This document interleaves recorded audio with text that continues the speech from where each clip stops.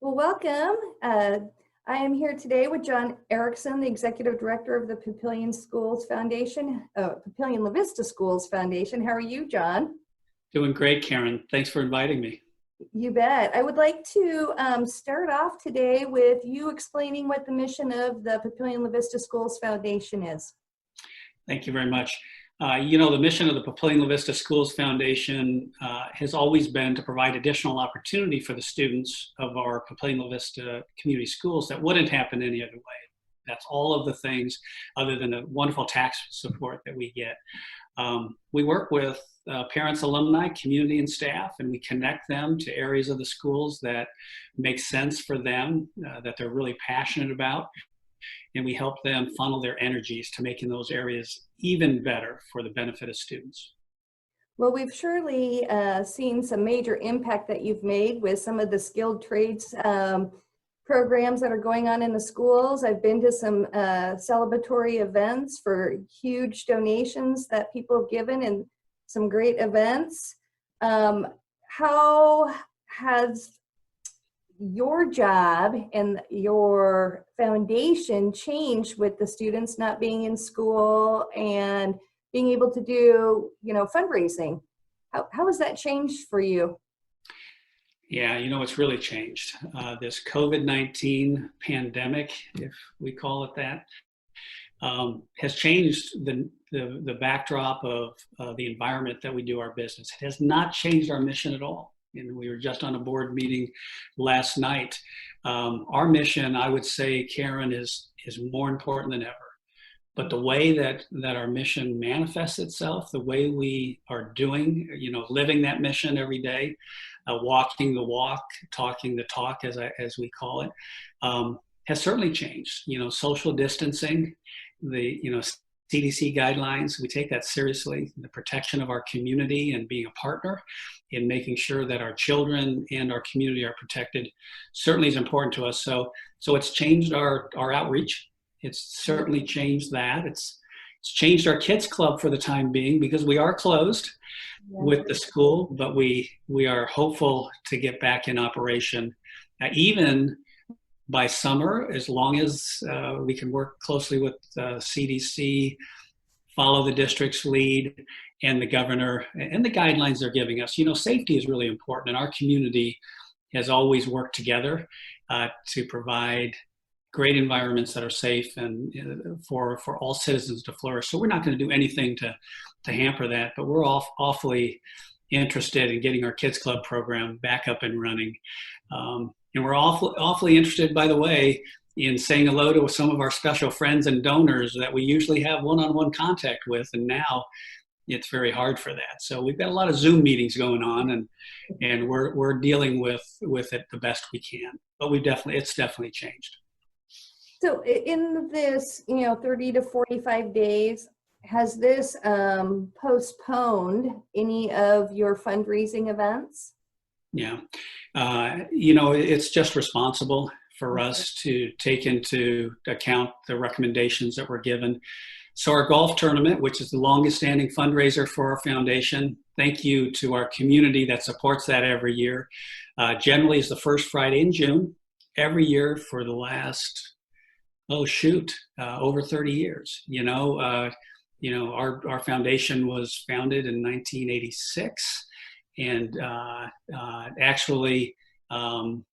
we've had that every year. So it's one of those great events we've delayed until August 3rd. So that's one of our events that has been delayed. Well, I try to attend that event every year, and I really look forward. I actually have it on my calendar already. When it was leaked out that it was going to August 3rd, I'm like, I'm putting that on my calendar right away. It's always a great day.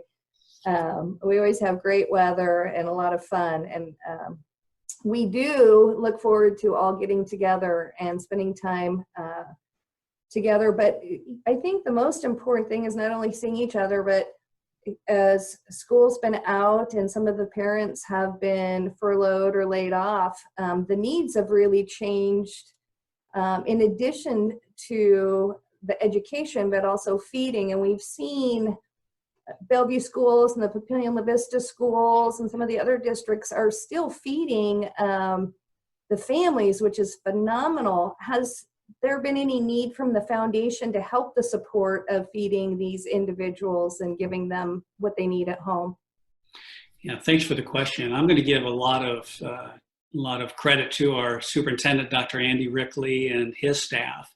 We've got the greatest educators in the world, and they came together and like no other to be a powerful force to feed our community. You've seen the lines and the releases. So I'm going to give all the credit to the district, Dr. Rickley, his team, for feeding our community. Now our foundation is standing close to the district, waiting for those additional needs that come up. One thing that we have done over the years is support the neediest families, students and their families through what we call our Student Emergency Fund. Okay. And our social workers direct that money to those families most in need, whether it be utilities or a gas card to get to work. Some of that's not going on right now, but to school, to work, to whatever. But even the heat for their house and the food to eat is provided through that vehicle. So we have that in place. It's ready to go. We have people that have supported it, specifically aligned with food and also other needs that we stand ready to support our district in providing that relief. It's really important that we do that through a system that makes sense. Our social workers work with other relief agencies and know what those needs are. So when we make those mini grants, either reach out to our community and ask them to support it, but then make the mini grants, we get the money in the hands of our students and their families really quickly, and we make sure we coordinate with other great agencies within our community. There's a lot of Head Start and some others that are doing some really good things. I need to give you some props. The Sarpy Chamber is doing some really good things, Karen. Thank you for that leadership.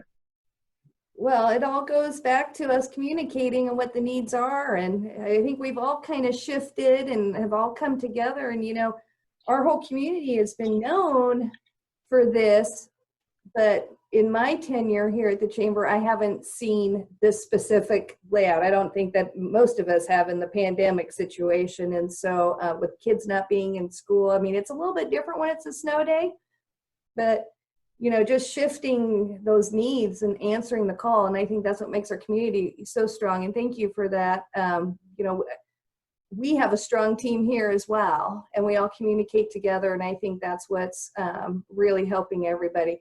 I do look forward to kids getting back to school and the kids being in the Kids Club. The Kids Club's a phenomenal organization and part of what you guys do. It's so neat what the kids get to experience. I do want to make sure that you tell our viewers where they can go donate to the students and their families that are in need right now for that special assistance. Yeah, our website is plvschoolsfoundation.org, and we have a give button there. We will be, over the next couple weeks, after the district makes really clear what some of those needs are, reach out to our community in many different ways, not only in ways we've done in the past, again, but also new ways, because we know this social distancing has changed a little bit in how we reach out, but it hasn't changed a few things, Karen. It hasn't changed our appreciation of the stakeholders, and that's our community, our parents, our alumni, our community leaders, and our staff, retired and current, that have helped build this great school district, and also a foundation that supports it. We know where our bread is buttered. We know we're the connectors. They're the real heroes. So we will be more visible as this pandemic continues to go. We're going to stay in tune with the district's needs, not only the food, but there'll be some technology needs, I'm sure.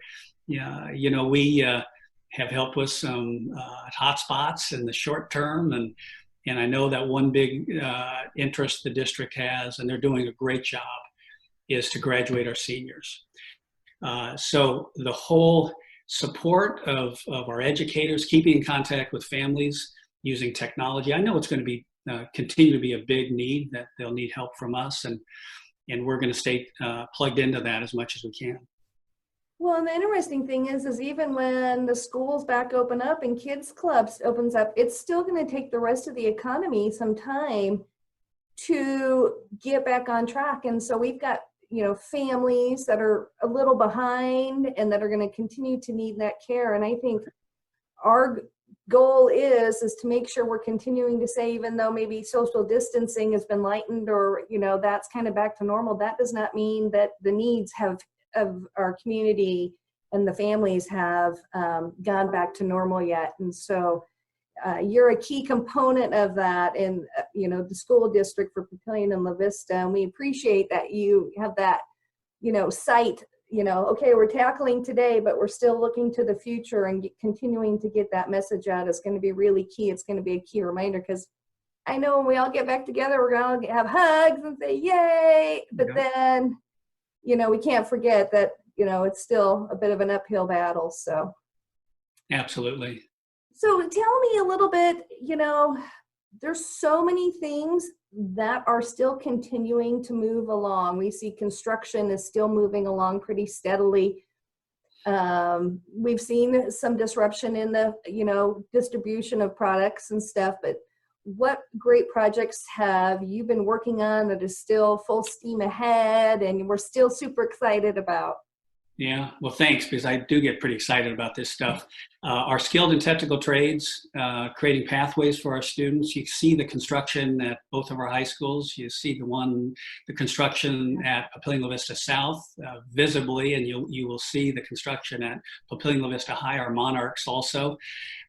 That's an exciting project. I mean, I've had stakeholders ever since I started 10 years ago at the foundation telling me, John, there needs to be opportunity for students that work with their hands, aligned with STEM careers that build things. Fortunately, the district, again, we have great educators, wonderful leadership, came up with a plan. And that plan includes launching this skilled and technical trades collaboration model, which basically is working with our community to provide wonderful education for our students interested in the skilled trades. So that's still front and center. And we're about ready to go public on that. And I don't want to let anything out of the kitchen, but we're certainly working really hard to make that a reality. Well, you definitely have challenges in containing your excitement, right? You do some really neat things, and every time you and I meet and talk, which is a regular basis, you're always talking about all the exciting things that are coming, and you're out there recruiting for the support, and it's really making an impact. And the more that we have our students graduate successfully and move on to the next level of career, or education, no matter what it is, it continues to feed back to our community. It's a revolving door, and I think that's why we're so strong today.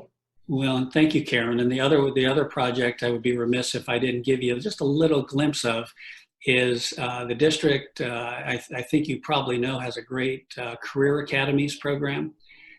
For many years, our district has given students an opportunity to spend half a day, full day out in the community, whether it be at Midlands Hospital, CHI Midlands Hospital, or the zoo, kind of getting a glimpse of what their careers might be. Well, our Health Systems Academy has been a really, really great one. And I know the future interest of the district is to build upon that. So they've asked us to reach out to our stakeholders aligned with an endowment, like we are doing with the skilled and technical trades, aligned with our Health Systems Academy, specifically biomedicine. Now, if there wasn't something that rings pretty important in the environment we're living in, biomedicine, biomedical work, whether it be forensic science, to all of the other things that go along with it. So we're really excited about that, building that endowment to continue to support our career academies, but also biomedical type of opportunity for our students. Well, you definitely never rest, John. Thank you. It's our educators. Our foundation are the cheerleaders. Our educators are the ones that deserve the credit. Thank you, though. Hey, the teachers are phenomenal and have to be super excited about the support that the foundation's able to give them. So, well, as we wrap things up, do you have any final words, or give, give, give. So John and his foundation for the Papillion-La Vista schools can continue to give. Any final? Well, you tee off you tee up give, give, give to an old fundraiser like me. I could jump on that, but I'm not going to, because here's what I'd leave everybody with. These times are challenging. There's no doubt about it. But the mission of our Papillion-La Vista Schools Foundation, that's been built over many years, way before I got here, has never been more important. And that mission's been built on the backs of heroes of our community. In times like this, the first message and the foremost one would be, we're here for you. We know that many of our stakeholders, our best friends, are hurting. And if there's anything that we can do at our foundation to help, let us know. I want our stakeholders to know that we appreciate all of them, that we will be back. We will honor their commitment to making sure we have the best school district, our students have the best opportunity because of their support. But we're going to take it one step at a time. We're not going to get ahead of ourselves. We're going to do it the right way that responds to this great commitment our community has in this foundation in our school district. I will tell you that in October, God willing, we will have our gala. So we're going to meet about that this afternoon. And while it might change with some tweaks from the social distancing standpoint, we still have plans to move forward with our gala. And Karen, I can't thank you enough for allowing me this time to reconnect with our folks, because we really need them. And I want them to know, and our organization wants them to know, that we're here for them and really appreciate what they've created here within our Papillion-La Vista schools. Well, we appreciate you taking the time, as I know you're very busy as well. So we will come back around and we will talk again soon. And I look forward to hearing, the date of the gala, and getting to be face to face with you and your beautiful wife, Lois, again, and your staff, as we get to see on a regular basis. So please do not hesitate to reach out to us for anything that you think that we can help partner on. As we are here for you, and you've been a longtime supporter of the Sarpy Chamber, and we appreciate that. And we wish you, success. Thanks, Karen. October 17th. So I'll give you that one today. Okay. And I will tell you, because Lois might watch this at some point, that our family is social distancing really well as we pay attention. We're working from home right now. So our entire immediate family is working from home, and Lois and I are both working remotely. And she's a great partner to work remotely. So thank you, Lois.